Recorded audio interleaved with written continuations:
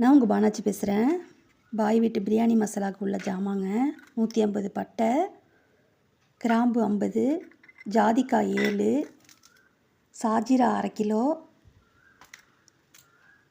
ஏலக்காய் 75 gram, 200 gram பெருஞ்சீரகம், 100 gram அன்னாசிப்பூ. இது தாங்க பிரியாணிக்கு உள்ளது. வேதா நெய் ஒரு அரை கிலோ. அவ்வளோ தேவைப்படாது, ஆனால் 2 ஸ்பூன் போட்டு தான் நம்ம வறுக்கணும். இப்போ ஃபஸ்ட்டு சாஜிராவை வறுத்து எடுத்துக்குவோம். கோல்டு கலரில் தான் வறுக்கணும்.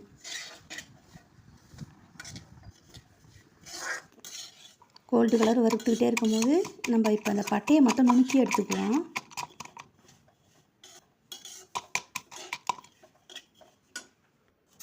சாஜிரா இப்போ வறுத்தாச்சு கோல்டு கலரில்.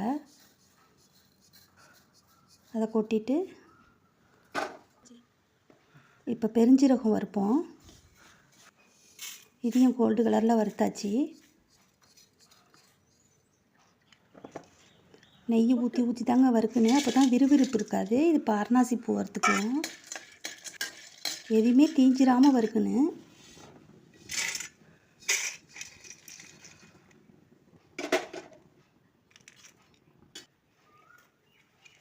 நெய் போட்டு இப்போ பட்டை வறுத்துக்குவோம். இதையும் நல்லா கோல்டு கலரில் வறுத்துக்கலாம். அதுக்குள்ளே நம்ம ஜாதிக்காவை நல்லா இடித்து வச்சுக்குவோம். பட்டை வறுத்தாச்சு.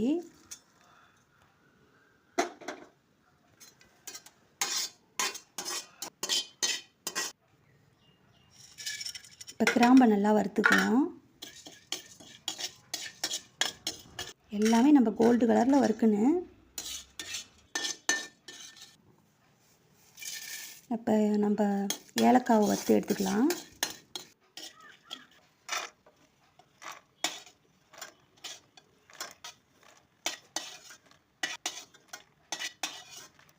இப்போ ஜாதிக்காவை வறுப்போம்.